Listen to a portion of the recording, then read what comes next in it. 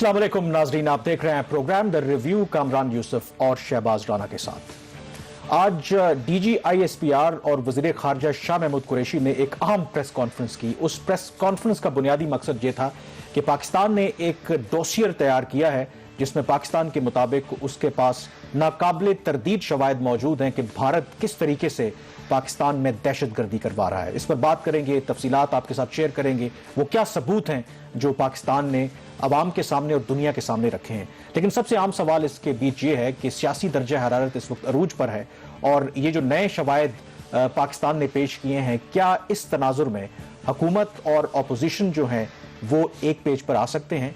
क्योंकि ये जो सियासी महाजराई चल रही है इसकी वजह से हुकूमत, अपोजिशन और एस्टेब्लिशमेंट के दरमियान एतमाद का फुकदान है, जिसकी वजह से जो कौमी सलामती के मामलात हैं उन पर यकीनन असर पड़ रहा है। मईशत की बात करें तो अच्छी खबर, दो अहम डेवलपमेंट सुनिए। एक, तफसीरात ज़र में इजाफा हुआ है और दूसरा, रुपए की कदर में इजाफा हुआ है। सवाल यह है कि क्या ये जो दोनों डेवलपमेंट्स हैं ये आर्जी हैं या मुस्तकिल बुनियादों पर हैं। लेकिन शहबाज, प्रोग्राम का आगाज डीजी ISPR और वजीर खारजा की प्रेस कॉन्फ्रेंस से। पाकिस्तान बहुत अरसे से यकीनन ये कहता रहा है कि भारत मुलव्विस है दहशत गर्दी में पाकिस्तान के अंदर, लेकिन आज मेरे ख्याल में काफ़ी एविडेंस जो शवाहिद हमने सामने रखे हैं, तो दुनिया को मेरे ख्याल में थोड़ा सीरियस लेना चाहिए अब, क्योंकि माजी में भी हम डोसियर्स देते रहे हैं लेकिन शायद इतनी डिटेल में चीज़ें लोगों के सामने बयान नहीं की, दुनिया के सामने नहीं रखी जितनी आज इस प्रेस कॉन्फ्रेंस में रखी गई है। कामरान, आपने ठीक कहा कि ये पहली दफ़ा तो हुआ नहीं कि कोई डोसियर पाकिस्तान की तरफ से दिया गया हो। यूनाइटेड नेशंस के लेवल तक हम ये काम कर चुके हैं, उसका फॉलोअप क्या हुआ वो हमें नहीं बताया गया। इसमें जो इंपॉर्टेंट बात है, जो पाकिस्तान की इंटेलिजेंस एजेंसीज हैं उन्होंने अपना काम कर दिया, सारे जो सबूत थे उन्होंने ला के सामने रख दिए। हुकूमत ने वो सबूत जो दुनिया के सामने आज रख दिए। अब यहाँ से काम शुरू हो जाता है वजारत खारजा का, हुकूमत पाकिस्तान का। क्या वजारत खारजा और हुकूमत पाकिस्तान जो यूनाइटेड नेशन सिक्योरिटी काउंसिल के परमानेंट 5 मेंबर्स हैं, P5 जिनको बोलते हैं, क्या वो उनको कन्विंस कर लेगी कि ये जितने भी सबूत दिए गए हैं, फराहम किए गए हैं, वो इतने काफ़ी हैं कि जो भारत पाकिस्तान के साथ कर रहा है फाइनेंशियल एक्शन टास्क फोर्स में, वो भारत के साथ भी हो सकता है? क्योंकि पाकिस्तान के ऊपर भी इसी किस्म के इल्जामात लगे हुए हैं कि पाकिस्तान जिसकी वजह से FATF की ग्रे लिस्ट के अंदर है। एक तो ये स्टेप है। दूसरा ये कि आप जब इस तरह के काम करते हैं तो फिर एक एज ए यूनाइटेड नेशन आपको एक मुतहदा जो कौम होती है वो आपको आगे बढ़ना होता है। हुकूमत का अभी तक लग ये रहा है कि हुकूमत ने ये जो स्टेप लिया है, ठीक है, जो मिलिट्री एस्टेब्लिशमेंट के साथ बैठ के DG ISPR वहाँ पे मौजूद थे, उनके साथ बैठ के ये काम किया। अब जो अगला स्टेप होना चाहिए कि वज़ीर-ए-आज़म इमरान खान साहब को जो तमाम पॉलिटिकल पार्टीज़ की जो लीडरशिप है टॉप की, जो पार्लियामेंट के अंदर जो मौजूद है, उनको साथ बिठाएं और बताएं कि ये हमारे मसले हैं। लेकिन सवाल ये है कि अगर आप वज़ीर-ए-आज़म इमरान खान की बात करें या तहरीक इंसाफ की बात करें, वो तो ऑलरेडी जो अपोजिशन की जमातें हैं उनके सरकर्दा रहनुमा हैं, उन पर यह इल्जाम लगा चुके हैं कि वो भारत के एजेंडे पर काम कर रहे हैं। ये सियासी बयान भी हो सकता है, लेकिन वज़ीर-ए-आज़म ने एक इंटरव्यू में कहा कि उनके पास इंफॉर्मेशन भी है। लेकिन इससे पहले कि इस नुक्ते पर बात करें, ये जानना भी जरूरी है कि वो क्या बुनियादी जो पॉइंट्स हैं जो हाईलाइट किया DG ISPR ने और वज़ीर खारजा शाह महमूद कुरैशी ने, जिसकी वजह पर ये कह रहे हैं कि ये नाकाबिले तरदीद सबूत हैं। पाकिस्तान का कहना है कि उनके पास नाकाबिले तरदीद सबूत मौजूद हैं कि भारत पाकिस्तान में किस तरीके से दहशतगर्दी करवा रहा है। उसके साथ जो एक और पॉइंट हाईलाइट किया है कि जो पाकिस्तान मुखालिफ दहशतगर्द तंजीमें हैं उसकी माली अयानत भी कर रहा है भारत। और भारत ने अब तक गुज़श्ता चंद सालों में जो पाकिस्तान में दहशतगर्द तंजीमें एक्टिव हैं उन पर कोई 22 अरब रुपए तक इन्वेस्ट किए हैं। CPEC अगेन एक बहुत बड़ा टारगेट है भारत का, और जब CPEC मंसूबा शुरू हुआ तो 2015 में इस प्रेस कॉन्फ्रेंस के मुताबिक रॉ ने एक खसूसी सेल कायम किया और उसके लिए 80 अरब रुपए मुख्तस किया, और उसका बुनियादी मकसद यह था कि CPEC के जो मंसूबे हैं उनको निशाना बनाना है। इसके अलावा जो TTP के मुख्तलिफ धड़े हैं, अगस्त के महीने में इनके दरमियान इत्तेहाद हुआ। पाकिस्तान का यह कहना है कि इसके पीछे भारत मुलव्विस है। ना सिर्फ भारत इस पे मुलव्विस है, बल्कि जो तहरीक तालिबान पाकिस्तान है और जो बलोच दहशतगर्द तंजीमें हैं उसमें BLA है, BLF है, उनको मिलाकर एक कंसोर्शियम बनाने की भारत की तरफ से कोशिश हो रही है। उसके अलावा आज इस प्रेस कॉन्फ्रेंस में खबरदार भी किया गया कि पाकिस्तान के पास ऐसे शवायद या इंटेलिजेंस मौजूद है कि आइंदा आने वाले महीनों में पाकिस्तान के बड़े शहरों में भारत दहशतगर्दी के वाकयात करवा सकता है। तो ये वो चंद अहम नुकात थे, और इसके अंदर जो आप जिक्र कर रहे थे, अब ये जो डोसियर है, वज़ीर खारजा शाह महमूद कुरैशी का कहना है कि वो अक़वाम मुत्तहिदा की सलामती कौंसिल जो परमानेंट मेंबर्स हैं उनको और फिर जो OIC है उनको ये भेजा जा रहा है, और तवक्को ये की जा रही है कि इन सबूत की बिना पर जो बैनुल-अक़वामी बिरादरी है वो अब भारत के खिलाफ एक्शन लेगी? कामरान, हमारा मसला पता क्या है? अगर हमने मसला कश्मीर के इशू के ऊपर भी देख लिया, 5 अगस्त 2019 को जो वाकयात हुए, हम चाहते हैं कि दुनिया हमारा जो सारा काम है वो कर दे, हमें कुछ ना करना पड़े। मैंने बात जैसे पहले भी कही, मैं फिर वही बात दोबारा कर रहा हूं कि पाकिस्तान की इंटेलिजेंस एजेंसीज ने अपना काम कर दिया। अब सियासी लीडरशिप का काम है कि उस चीज को आगे लेके चले। इसमें 2 बातें बड़ी इंपॉर्टेंट है। नंबर 1, जो बल्कि एक ही बात अगर आप सारी देख लें, उसका एसेंस क्या है कि भारत ये काम क्यों पाकिस्तान के अंदर करना चाह रहा है? क्या सिक्योरिटी को तो अंडरमाइन वो कर ही रहा है, इकोनॉमिक इंस्टेबिलिटी की बात हो रही है, पॉलिटिकल इंस्टेबिलिटी की बात हो रही है, सीपैक को टारगेट करने की बात हो रही है। आप डिफेंस और फॉरेन पॉलिसी एनालिस्ट है, आप मुझे ये बताइए कि क्या पाकिस्तान को किसी दुश्मन की जरूरत है? पिछले 2 साल में सीपैक कहां पे खड़ा हुआ है? क्या आपके मुल्क में पॉलिटिकल इंस्टेबिलिटी नहीं है? क्या आपकी इकोनॉमी जो बहुत बुरी तरह पिछले 2 साल में डैमेज नहीं हुई?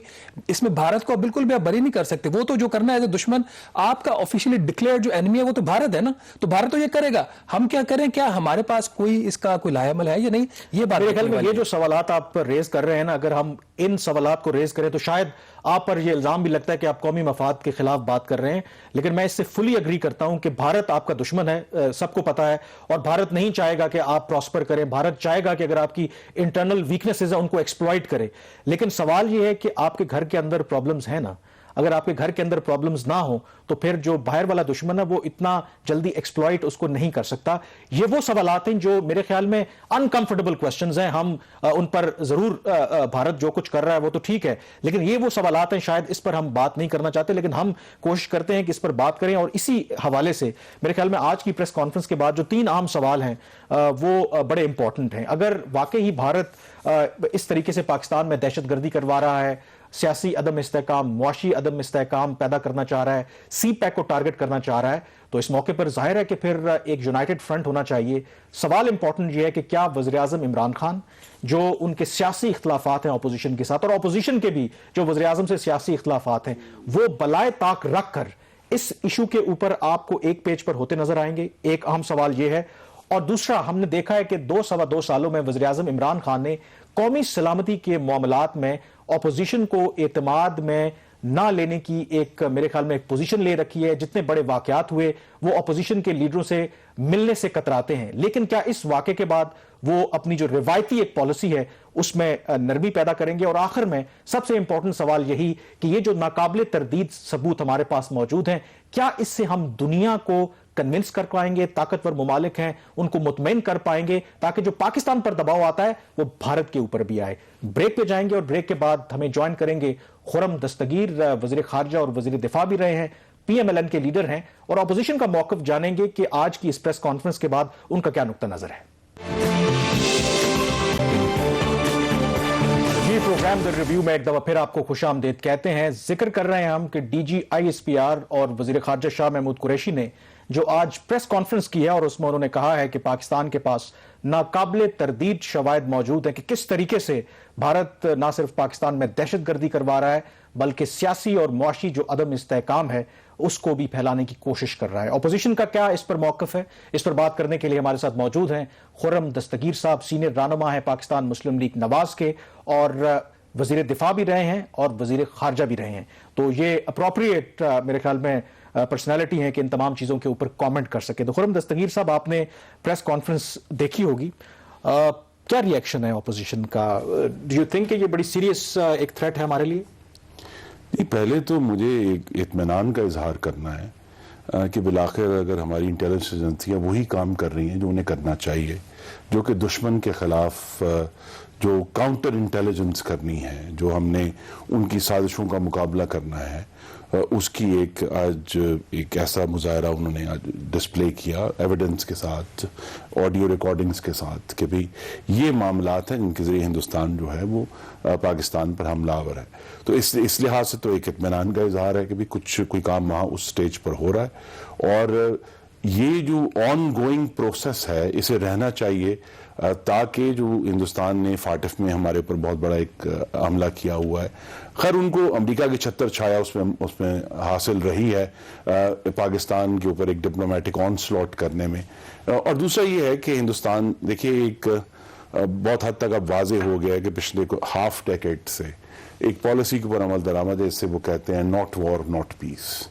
न्यूक्लियर थ्रेशोल्ड के नीचे रहते हुए वो जिस तरह भी पाकिस्तान को कमज़ोर कर सकते हैं पाकिस्तान के ऊपर सब न्यूक्लियर अब उन्होंने हमले भी किए हैं, जैसे बालाकोट का उन्होंने अटैक किया था। तो वो रहते हुए वो पाकिस्तान को मुस्तकिल एक चैलेंज कर रहे हैं, जिसमें एक चैलेंज जिसका जवाब अभी तक हम नहीं दे पाए वो है कि लाइन ऑफ कंट्रोल के ऊपर जो मुस्तकिल एस्केलेशन है पिछले 4 साल से।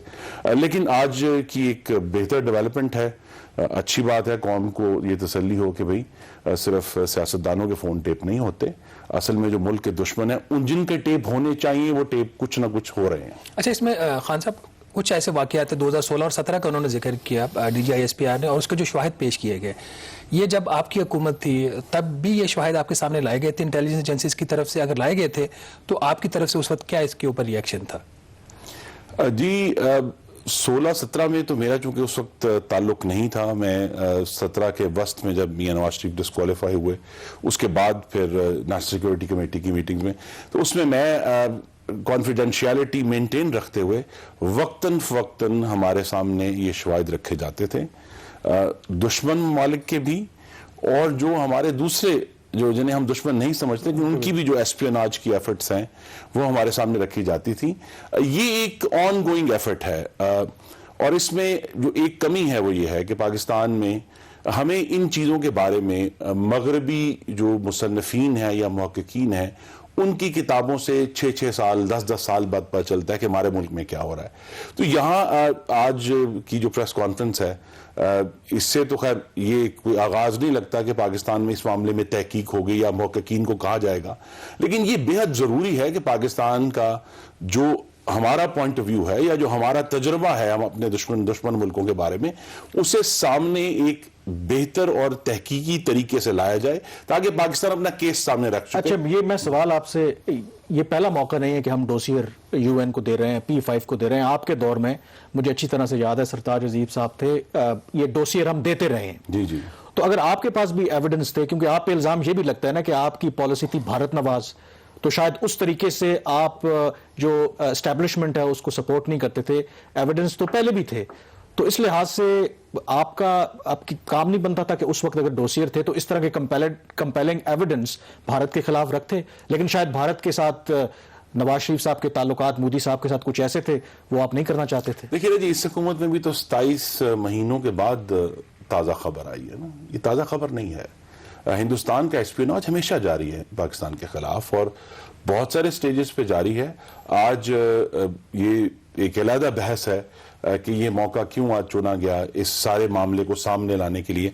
आप जैसे जो दोनों बाखबर सहाफ़ी हैं वो बेहतर इसके ऊपर स्पेकुलेट कर सकते हैं, लेकिन ये इशू तो एक ऑन गोइंग है। ये हर महीने या हर हफ्ते नेशनल सिक्योरिटी कमेटी की जब मीटिंग होती है, जो कि मुझे खुशी है कि शायद खान अब्बासी ने बहुत रेगुलरली कन्वीन की, तो उसमें ये इंफॉर्मेशन शेयरिंग हर मीटिंग में ये डिस्कशन हो रही है। ये डिस्कशन होती थी कि जी ये इशू है, ये इशू है, ये इशू है, लेकिन पाकिस्तान अपनी मखसूस जो अंदरूनी तनाव की वजह से उन मामलात पर एक्शन करने से कासिर था।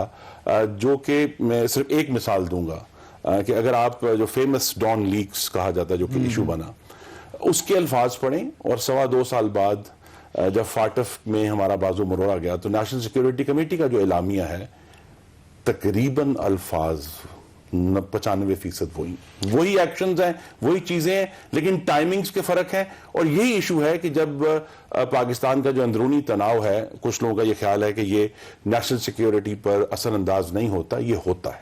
अच्छा, और इस पर ये भी बेहद जरूरी बात तो है। इसका मतलब है आप एक्नॉलेज कर रहे हैं कि जो उस वक्त सिविल मिलिट्री तनाव था उसकी वजह से PMLN की हुकूमत जो है उस तरीके से अपना केस प्रेजेंट नहीं कर सकी जिस तरह करना चाहिए था, जिस तरह आज या कर रही है। देखिए उस वक्त इशू ये था कि बसन प्राइम मिनिस्टर के जो हाथ में था, उन्होंने 2016 में जाके UN में बुरहान वानी का नाम लिया। उन्होंने बहुत एक स्ट्राइडेंट तकरीर की वहां हिंदुस्तान के खिलाफ।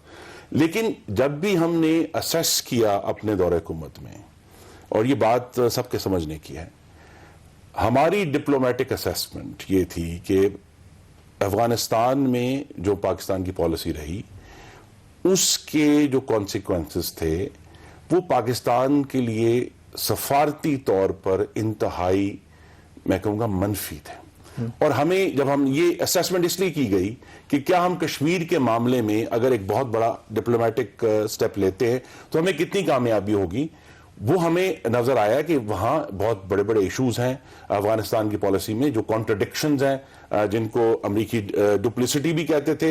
लेकिन बहरहाल जब हमारे लीडर्स ने, प्राइम मिनिस्टर नवाज शरीफ ने या उस वक्त फॉरेन मिनिस्टर ख्वाजा आसिफ ने कहा कि हमें अपना घर ठीक करना है, तो उनके ऊपर गद्दारी के फतवे लग गए। इश्यूज यही हैं कि हमारी जो डिप्लोमेसी है, जब तक उसके अंदर हमारे इंटरनल कॉन्ट्रडिक्शंस जो हैं वो रिजॉल्व नहीं होते, और उसके बाद ऑफ कोर्स शहबाज राणा साहब बहुत अच्छे इस जो मामला जानते हैं कि जब तक पाकिस्तान कम अज कम कोई 1/2 कंटिन्यूअस ग्रो नहीं करता, पाकिस्तान का डिप्लोमेटिक और पाकिस्तान का जो ओवरऑल सिक्योरिटी का वेट है वो नहीं बढ़ सकता। अच्छा खान साहब, वो एक जो बात आज कही गई वो ये थी, फॉरेन मिनिस्टर ने भी कही, DGISPR ने भी कही गई, खदशा उन्होंने जाहिर किया कि नवंबर और दिसंबर के अरसा के दौरान कुछ टारगेटेड किलिंग्स करने की एक एफर्ट हो सकती है भारत की तरफ से, और ये वही पीरियड जहाँ पे आप लोगों की जो पाकिस्तान आपकी जो मूवमेंट है PDM, उसके आपके जो जलसे और उसका मोमेंटम वो बढ़ने जा रहा है। तो आपको नहीं लगता कि अब आपको ये अपनी जो मूवमेंट है इसको थोड़ा सा कॉल ऑफ करना चाहिए, एटलीस्ट इसको पॉज कर देना चाहिए कि जो एक चीज एक आप ऐसा मौका न दें उसको भारत को जो इसको एक्सप्लॉइट कर सके? जी, मेरी तो इस्तदा होगी फॉरेन मिनिस्टर साहब से भी और DGISI से कि अगर ऐसी एविडेंस है तो वो इन कैमरा हमारे पार्लियामेंट्री लीडर्स के साथ शेयर करें। ये पब्लिकली कहना कि जी ऐसे हो जाएगा, ये हम कहानी बहुत दफा सुन चुके हैं। अगर एविडेंस है, उसको इसके तरीके हैं, इसको प्रॉपर्ली शेयर किया जाए। इवन प्राइम मिनिस्टर अगर नेशनल सिक्योरिटी कमेटी की मीटिंग कॉल करें, उसमें लीडर्स को इनवाइट किया जा सकता है। ये अगर इतना संजीदा मामला है, अगर ये सिर्फ हमें डराने के लिए है तो फिर आप देखेंगे कि इसका आपने पहले टाइमिंग की बात की थी। टाइमिंग आपने कहा कि इस मौके पर यह क्यों किया गया है, क्योंकि जो शाह महमूद कुरैशी ने 3 जो ऑब्जेक्टिव इंडिया के बताए हैं, एक तो वो अफरा तफरी फैलाना चाहते हैं पाकिस्तान में, दूसरा इकोनॉमिक इंस्टेबिलिटी और दूसरा पॉलिटिकल इंस्टेबिलिटी। अब गवर्नमेंट का भी यही मौकफ है कि जो PDM की तहरीक है, जब पाकिस्तान की वो कहते हैं मैशत ग्रो कर रही है, उस वक्त ये इस तरह के रोड़े अटका रहे हैं और गैर आईनी तरीके से इस गवर्नमेंट को घर भेजना चाहते हैं, तो कहीं ना कहीं आपको लगता है कि ये जो डोसियर है इंडिया के खिलाफ, ये PDM की जमातों और खुसूसन PMLN के खिलाफ इस्तेमाल हो सकता है, क्योंकि वज़ीर-ए-आज़म इमरान खान कह चुके हैं कि नवाज शरीफ भारत के एजेंडे पे काम कर रहे हैं। नहीं, हमें ये जख्म पुराने लगे हुए हैं, गद्दारी का जख्म लगा हुआ है, दुख से कहना पड़ेगा कुफर का जख्म भी लगा हुआ है, चोर का जख्म भी लगा हुआ है। ये बेमानी है। देखिए, PDM ने अभी तक 3 एक्टिविटीज की हैं, गुजरांवाला में, कराची में और कोयटा में। वो कहते हैं ना, प्रोवर्बियल है कि एक पत्ता भी नहीं टूटा। इतने पुरअमन इज्तिमा हुए, लाखों लोग आए, लाखों लोग पुरअमन से वापस गए।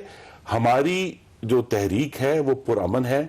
हमने इमरान खान साहब की तरह कभी नहीं कहा कि मैं बंद कर दूंगा। हमने कभी नहीं कहा, जिस तरह आपको याद कराना चाहिए अपने नाजरीन को कि किस तरह 31 अक्टूबर 2016 को बाकायदा एक मुसल्ला जत्था इस खिलाफे पर हमला कहते हैं कि इस हुकूमत को जाना होगा, तो पॉलिटिकल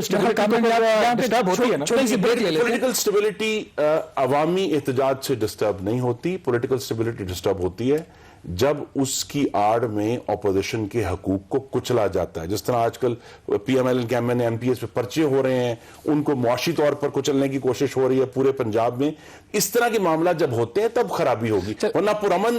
खान साहब, हमें छोटी सी यहाँ पे ब्रेक लेनी। नाज़रीन, जो खुर्रम नसीर खान साहब ने बात की है कि अगर ऐसे कुछ एविडेंस है हुकूमत के पास जहाँ पे सियासी जमातों के रहनुमाओं के ऊपर कुछ अटैक हो सकते हैं, तो इनके साथ शेयर किए जाएं। इनका गालबन को यहाँ पे इनको कुछ डाउट्स हैं कि शायद हकीकत में ऐसा ना हो। यहाँ पे हम एक छोटी सी ब्रेक लेते हैं, ब्रेक के बाद वापस आएंगे तो खुर्रम नसीर खान साहब से पूछेंगे कि उनका जो GB के अंदर जो इलेक्शंस हो रहे हैं उसके ऊपर क्या मौक़िफ़ है।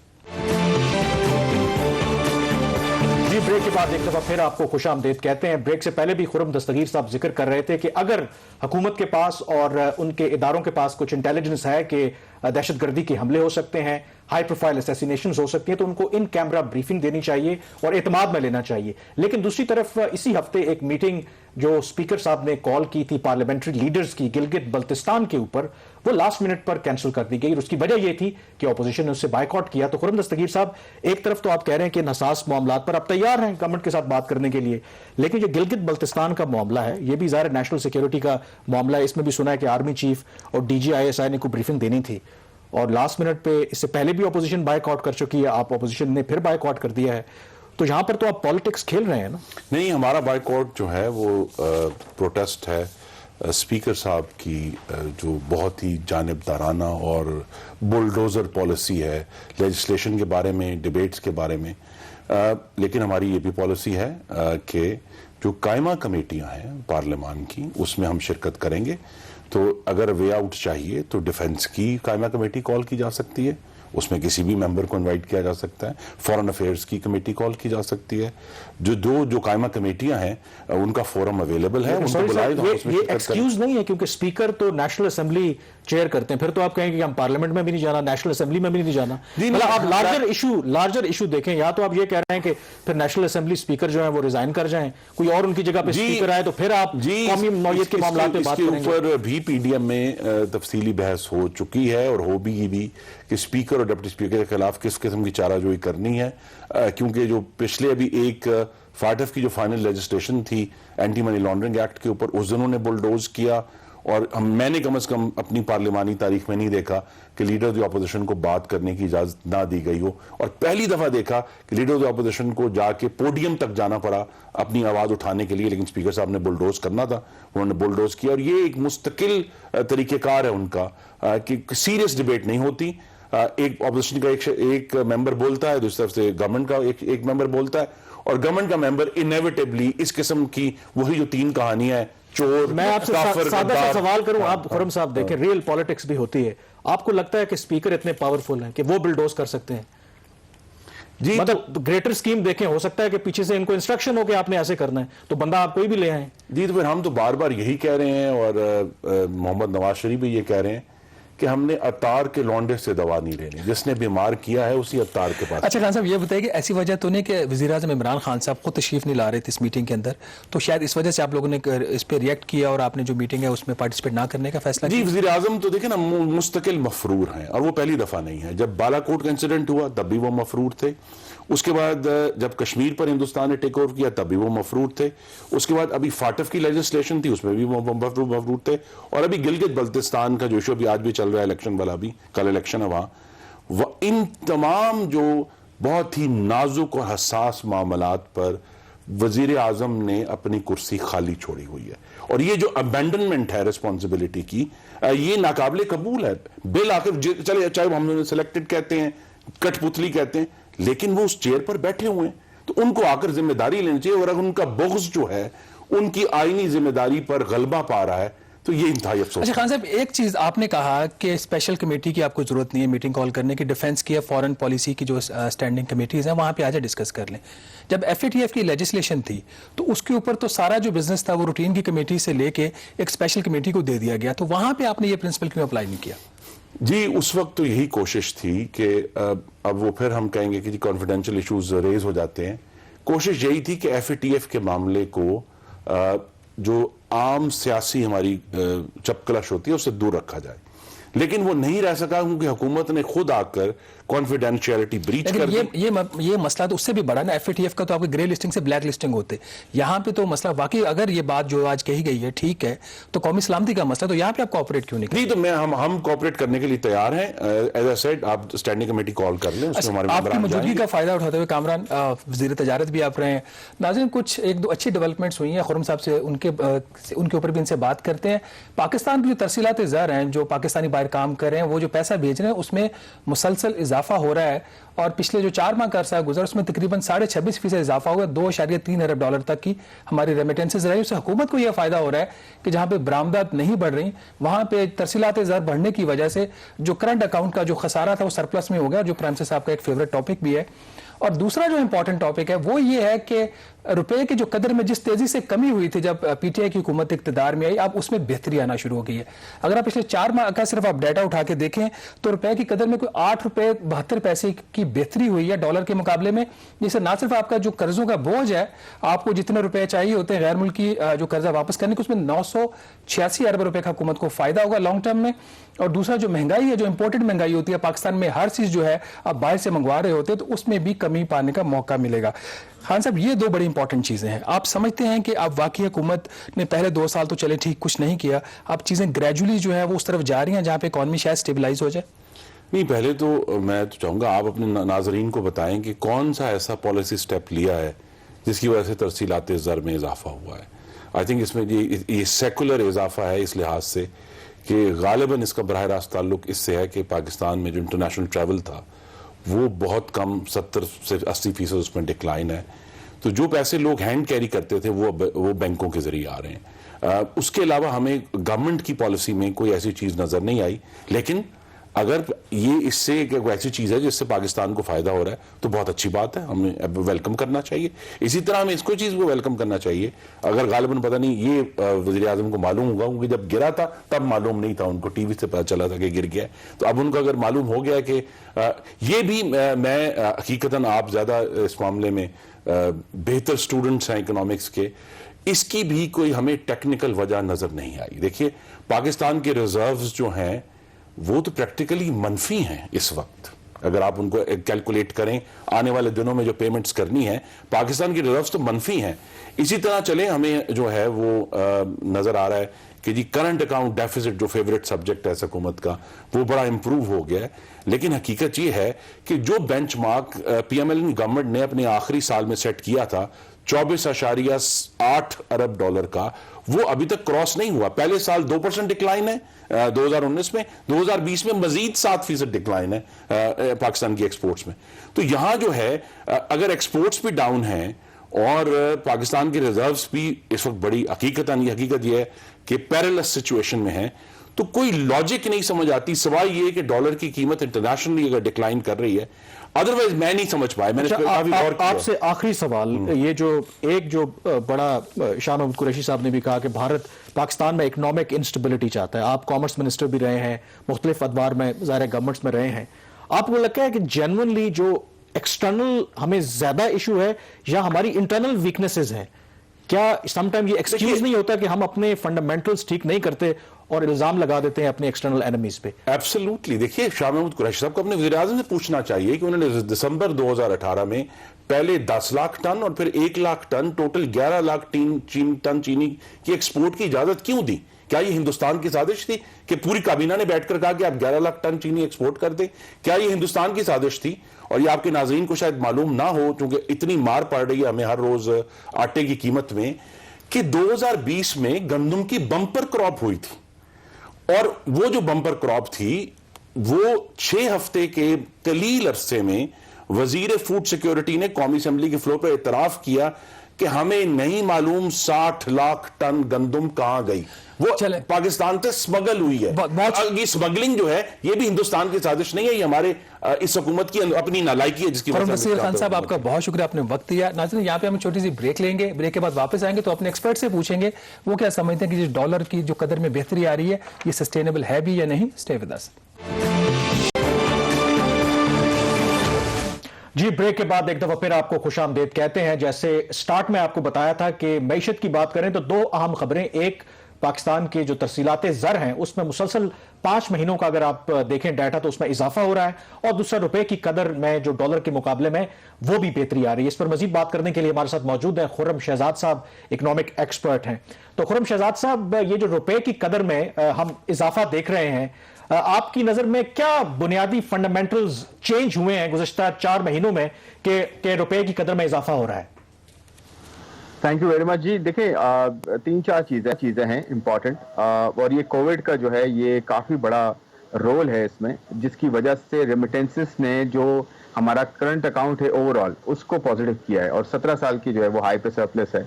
तो इसमें एक तो जो सबसे बड़ी चीज है वो ये है कि जो हमारी रेमिटेंसेस आती हैं, आपको पता है 60-65% जो है वो मिडल ईस्ट से आ रही होती हैं, जीसीसी कंट्रीज हैं, मिडल ईस्ट पूरा है वहाँ से। और ये सिर्फ हमारे साथ नहीं है बल्कि बांग्लादेश और इंडिया के साथ भी 55-60% उनका हिस्सा यहीं से आता है। तो वहाँ से एक तो कोविड की वजह से जॉब लॉसेस हुए हैं नेचुरली, और उसकी वजह से जो हमारे जो एक्सपर्ट्स पाकिस्तानीज हैं, जो लेबर क्लास भी है वो भी छोड़ के आई है। ये नंबर्स फैक्ट्स हैं बिल्कुल कि कितने जो है लोग वहाँ से छोड़ के आए हैं। एक तो उनकी सेटलमेंट जो है वो आती रही है अभी तक, और जो दूसरा बड़ा फैक्टर है वो हवाले और हुंडी का है। उसने मिसाल के तौर पे अगर रेमिटेंसेस आपकी पहले 1.5 अरब डॉलर आ रही थी, 1.25 अरब डॉलर आ रही थी, तो उसमें एक इम्पैक्ट आ रहा था 200 से 300 मिलियन डॉलर एक रफली, जो कि वहाँ पे लेबर को के छोड़ के आने की वजह से जो है इम्पैक्ट नेगेटिव आ रहा था।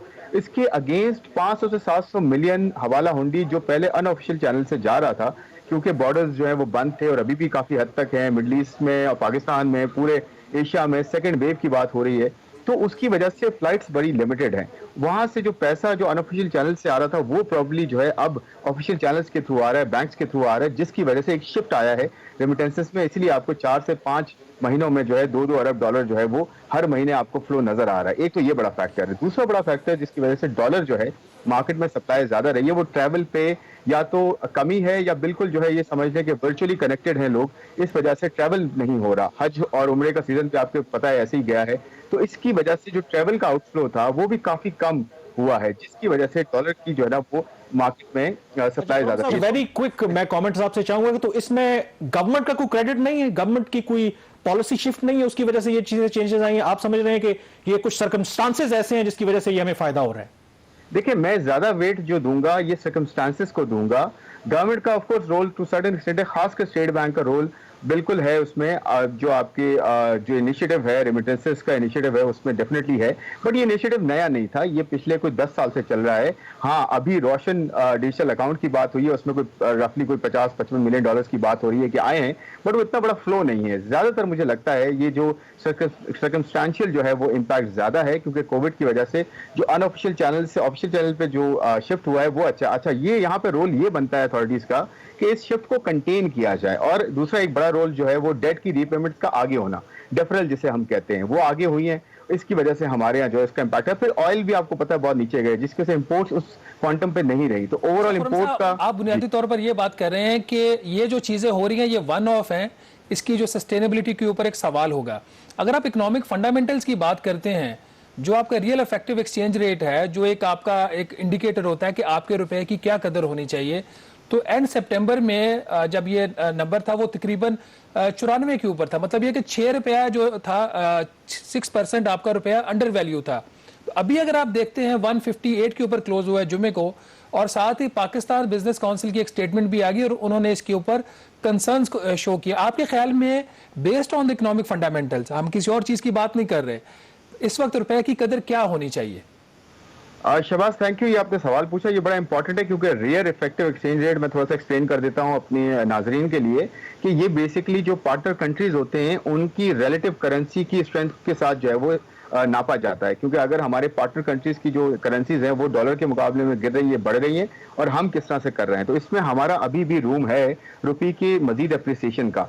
अब हम बात कर लेते हैं, देखिए 2 से 3 से 4% का अभी भी रूम बनता है, लेकिन वो मेरे ख्याल में अंडर वैल्यूड रहे रुपी, एक्सपोर्ट्स हमारी हटना हो। लेकिन दूसरा जो सवाल है, जो मैं समझता हूं कि एक्सपोर्ट्स, आपको पता है कि एज पर रिपोर्ट्स 100 to 120% पे एक्सपोर्ट कैपेसिटी हमारी चल रही है। तो इसका मतलब ये हुआ कि रुपी के अप्रिशिएट होने से शायद शॉर्ट टर्म में एक्सपोर्ट्स इतनी हर्ट ना हो जितना ज्यादा हमें फायदा एक्सटर्नल डेट की रीपेमेंट और इंपोर्टेड इन्फ्लेशन पे हो सकता है। तो मेरे ख्याल में थोड़ी बहुत इंप्रूवमेंट अगर रुपये में आती है वो बेहतर होगी। गवर्नमेंट की एक्सटर्नल जो डेट रीपेमेंट्स हैं उसके लिए ज्यादा फायदा होगा बनिस्बत इसके, और इंपोर्टेड इन्फ्लेशन कम होगी बनिस्बत इसके कि एक्सपोर्ट हट हो। मेरा नहीं ख्याल शॉर्ट टर्म में बहुत ज्यादा एक्सपोर्ट हट होगी, क्योंकि कैपेसिटी फुल है आपके पास इस वक्त। आधा अगर बांग्लादेश बताइएगा कि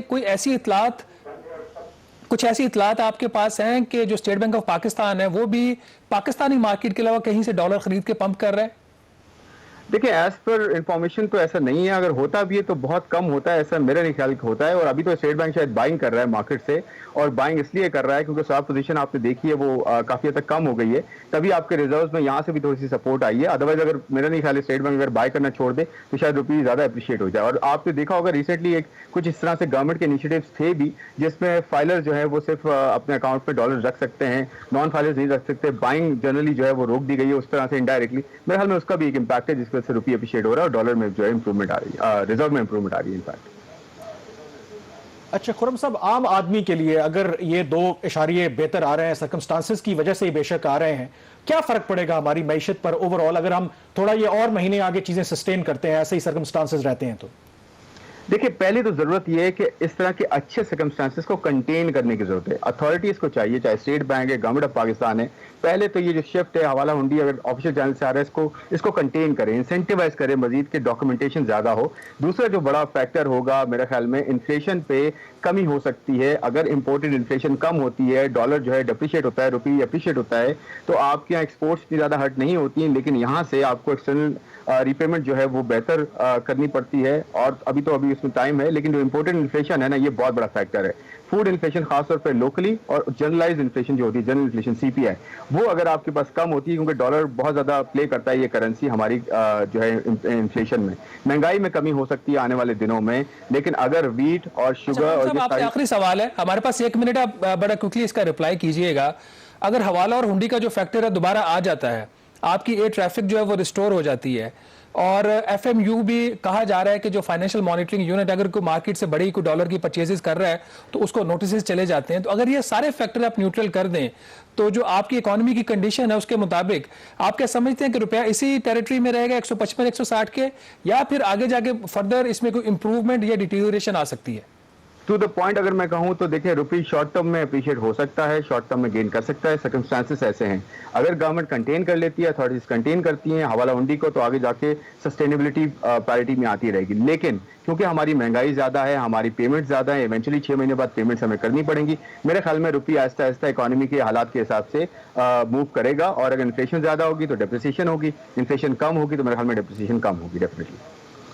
बहुत शुक्रिया खुर्रम शहजाद साहब, आपने अपना इनपुट दिया। बहरहाल प्रोग्राम द रिव्यू से इतना ही। मुझे कामरान यूसुफ और शहबाज राना को आप इजाजत दीजिए। अल्लाह हाफिज।